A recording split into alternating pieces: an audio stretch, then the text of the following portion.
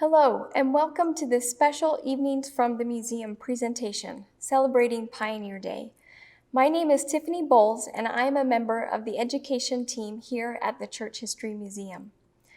This evening, I am standing in one of our exhibits called Mormon Trails, Pioneer Pathways to Zion. From 1846 until approximately 1890, thousands of Latter-day Saints employed various means of transportation to gather together in Utah. Tonight, I would like to share with you 3 stories, accompanied by 3 artifacts on display here in this exhibit. One illustrating travel by trail, the next by sail, and the last by rail. A central theme in this exhibit is the idea of gathering. 19th century Latter-day Saints were asked to gather to one general location as a means of protection, and so that they could live and work together in a righteous, peaceful society. They referred to this ideal as Zion, a term describing a people who are unified and pure in heart. While there is no clear exact date for the impetus to physically gather coming to an end, by 1890, the church stopped encouraging foreign converts to immigrate to the United States and instead asked Latter-day Saints to build up the church in their own countries and communities. But during the time of physical gathering, from 1846 until approximately 1890, thousands of Latter-day Saints employed various means of transportation to gather together. Perhaps the most well-known chapter of this story is the 1846 to 1847 exodus from Nauvoo, Illinois, to the Salt Lake Valley in present-day Utah, along what became known as the Mormon Trail. But you will notice that the name of this exhibit is Mormon Trails, and trails is plural for an important reason. While many did make their way across the plains in covered wagons or through the snowy mountain passes of Wyoming pulling handcarts, many other Latter-day Saints traveled to Utah using different routes and various modes of transportation, such as ships, steamboats, and locomotives. While each person's journey was unique, they all shared a common goal, described by one pioneer, Sidney Tanner. "We wanted to go to a land of freedom, where we could enjoy the peace of society and our liberty," he said. "We did not want to live in a country where there was no peace, no liberty, and citizens were not allowed their rights." So they came, whether by trail, sail, or rail, each pioneer making sacrifices and overcoming challenges on their own unique journey of faith. Our first story begins near Wadesboro, North Carolina in 1828, when a baby named Green was born into slavery on the Jordan Flake plantation. Jordan later gave Green to his son James. After the James Flake household moved to Mississippi, they were introduced to the Church of Jesus Christ of Latter-day Saints. On April 7, 1844, 16-year-old Green Flake decided to be baptized as a member of the church. In 1845, the Flakes gathered with the Latter-day Saints in Nauvoo, Illinois.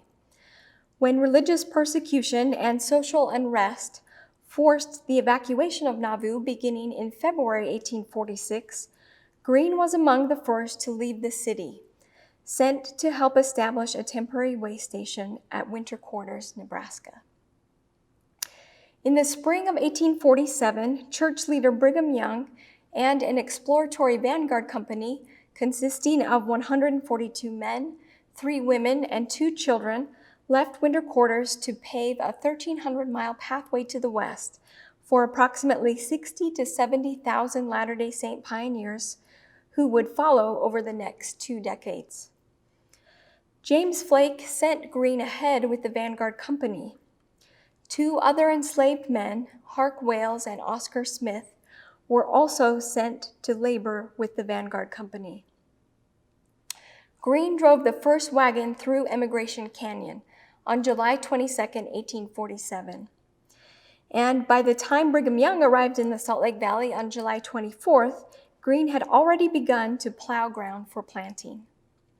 Green built a home and planted crops for the Flake family, who reached Utah in 1848. Within the next few years, he married Martha Morris, with whom he had 2 children. James Flake died in 1850, and his widow moved to California.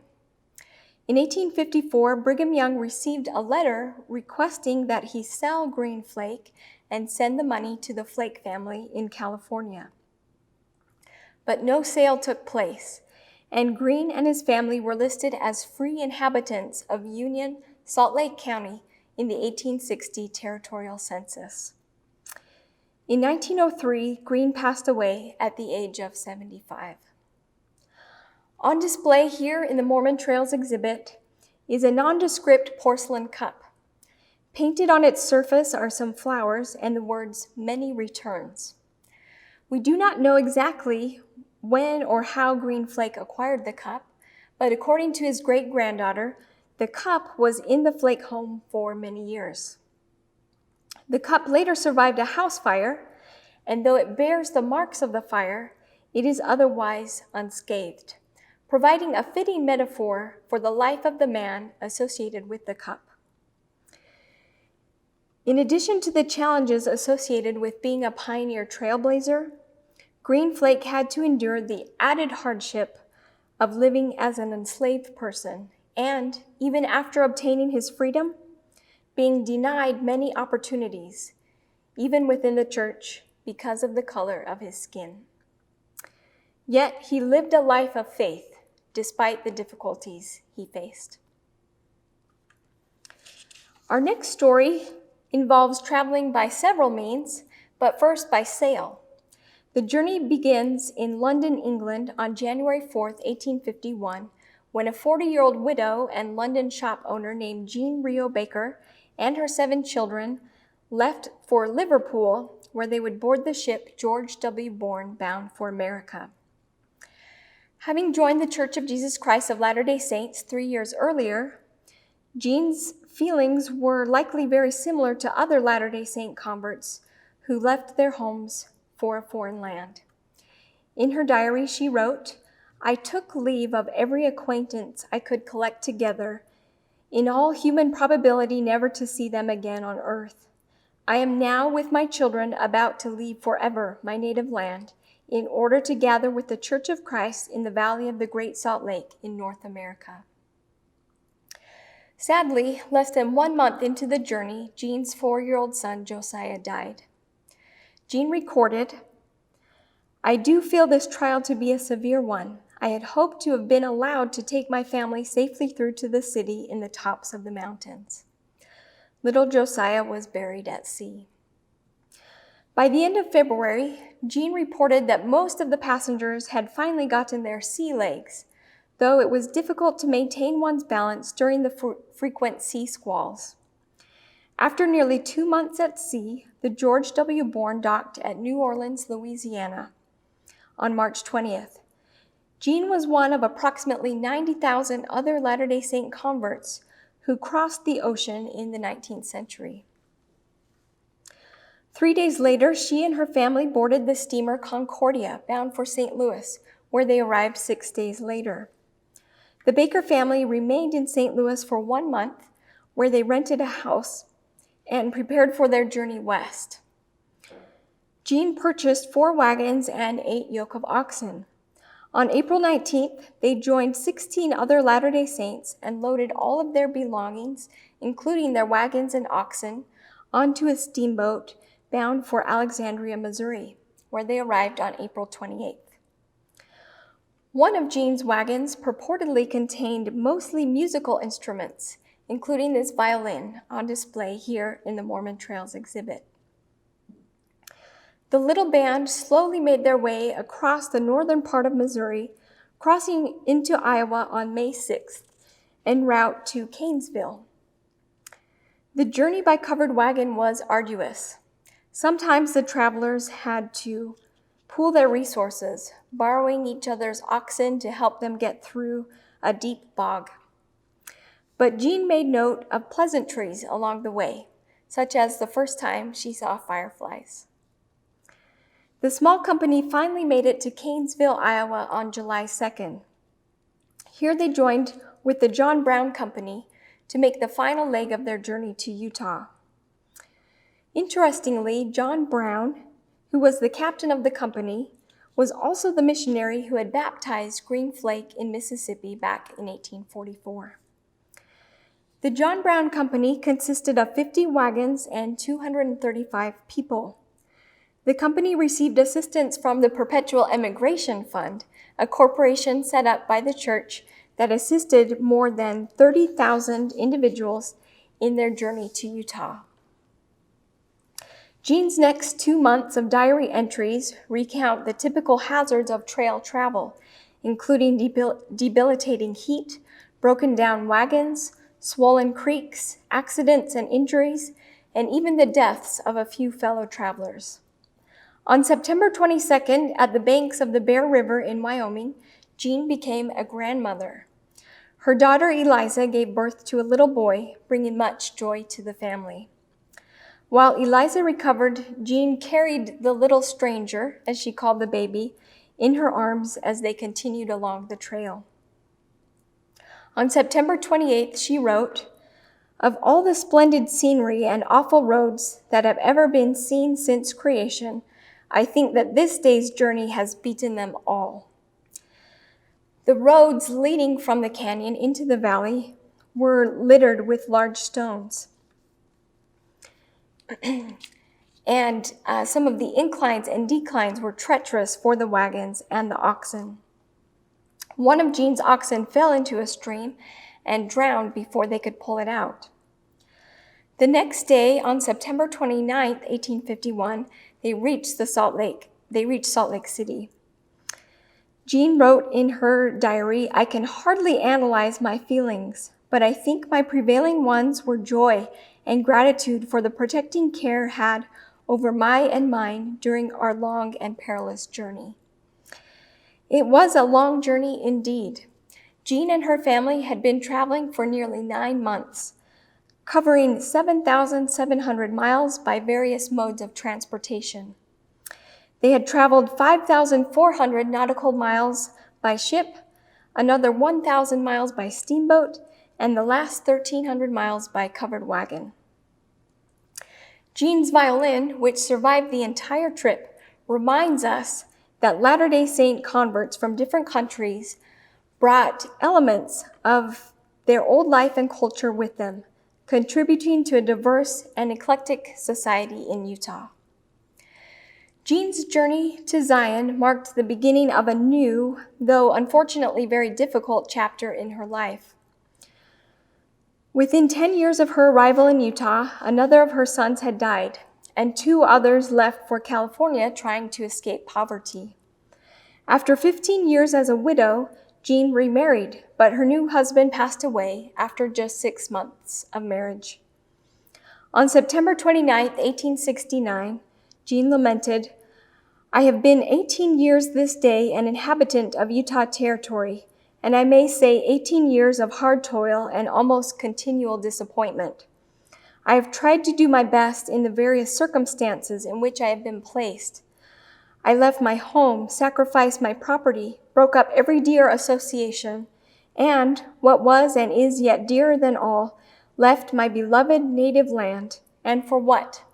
A bubble that has burst in my grasp." In November, she moved to California, where, except for a foray back to Utah for a year and a half, she lived for the rest of her life. Jean turned 70 years old in 1880, and in reflecting back upon her life, concluded, "I have but one wish unfulfilled, and that is that I may live to see every one of my children and grandchildren faithful members of the kingdom of God." She died 3 years later at the age of 73. While many of the Latter-day Saint pioneer pathways led to the Great Salt Lake Valley, sadly, reaching Zion did not always live up to the expectations of those who made the trek. Yet, however muddy the path ahead became for Jean, she continued to recognize God's hand in her life's journey. And our last story again involves various means of transportation, but this time it includes travel by rail. When the Transcontinental Railroad was completed in 1869, Travel to Utah became much easier, less expensive, and faster for Latter-day Saint converts. In 1872, Eliza R. Snow, who originally came to Utah by covered wagon in 1847, traveled the route in reverse by train. Of this experience, she wrote, "In crossing the plains, I frequently drew the contrast between the present and the past, and could hardly realize the present to be a living reality. To travel with ease, devoid of fatigue in 3 days, a distance which a few years ago required more than 3 months of weariness and privations to accomplish, is certainly a very great change." Indeed, the option to travel by rail opened up new possibilities for many hoping to make the journey to Utah. One such person was Niels Peter Nielsen, a native of Denmark. In 1868, he attended a meeting where some Latter-day Saint missionaries were speaking. He intended to disrupt and break up the meeting, but instead ended up becoming interested in the church. He was baptized in 1869, and his life changed drastically. He was driven from his town, turned away by family and friends. He recounted, "I continued faithful to our church, although persecution was very bad. No one will ever know the sorrow and humiliation I endured." He was called to serve as a missionary on Bornholm Island in the Baltic Sea. During his missionary service, he was attacked and nearly killed by a mob of 75 men. But during this difficult time, he met a young woman named Marguerite Peterson, who had also been driven from her home when she became a member of the Church of Jesus Christ of Latter-day Saints. After nearly 6 years of missionary service, Niels was given a ticket to sail to the United States and begin his journey to Utah. On June 21st, 1876, the day before his departure, he and Marguerite were married so they could make the journey together. On June 22nd, 1876, they left Copenhagen, Denmark on the steamship Otto and traveled to the port of Hull in the United Kingdom, arriving on June 25th. The next day, they took the train across England to Liverpool, where, on June 28th, they boarded the ship Idaho bound for New York. In contrast to Jean Rio Baker's 2-month ocean journey 15 years earlier, the voyage of the Idaho took only 14 days. After reaching New York, Niels, Marguerite, and their fellow Latter-day Saint converts boarded the train in Jersey City.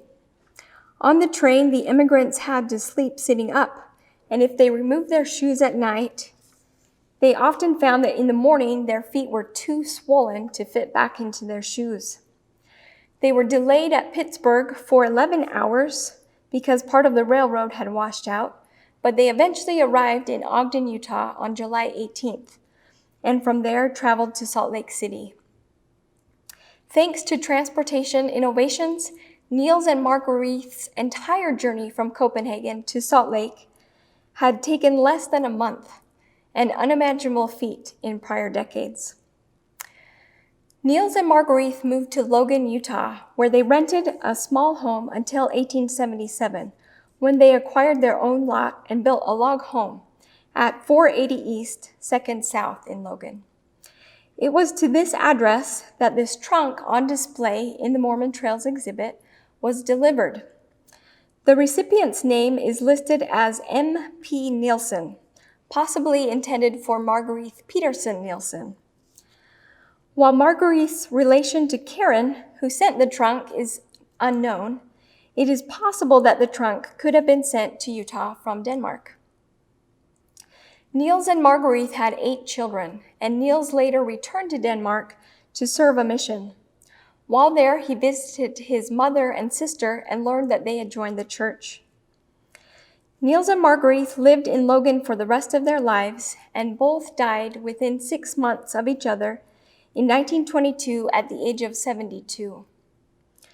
Their trunk reminds us of their willingness to leave behind their native land and everything that was familiar to them to gather with others of their faith.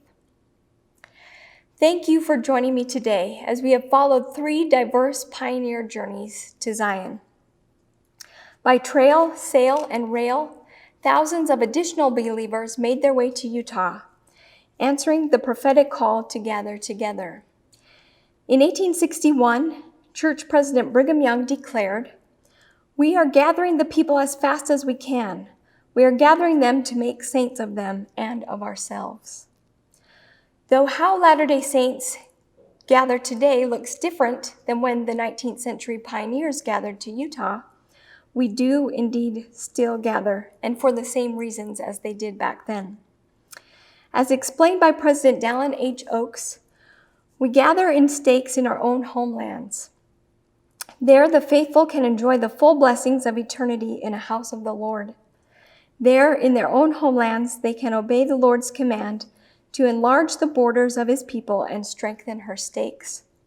In this way, the stakes of Zion are for a defense and for a refuge. Even though how we gather has changed, Gordon B. Hinckley, 15th president of the church, explained, "The days of pioneering in the church are still with us. They did not end with covered wagons and handcarts. The pioneers marked the path and led the way. Ours is the obligation to enlarge and broaden and strengthen that path until it encompasses the whole earth." Here at the Church History Museum, we collect, preserve, and share artifacts and stories that help us see where we came from, and as a result, give us a better idea of where we are going. We can be inspired by Green Flake's resilience in the face of adversity, by Jean Rio Baker's perseverance despite numerous setbacks, and by Niels and Marguerite Nielsen's courage to leave their homeland for a new and foreign country. Those who have gone before us can motivate each of us to carry on as we embark on our own journeys of faith through this life. Thank you.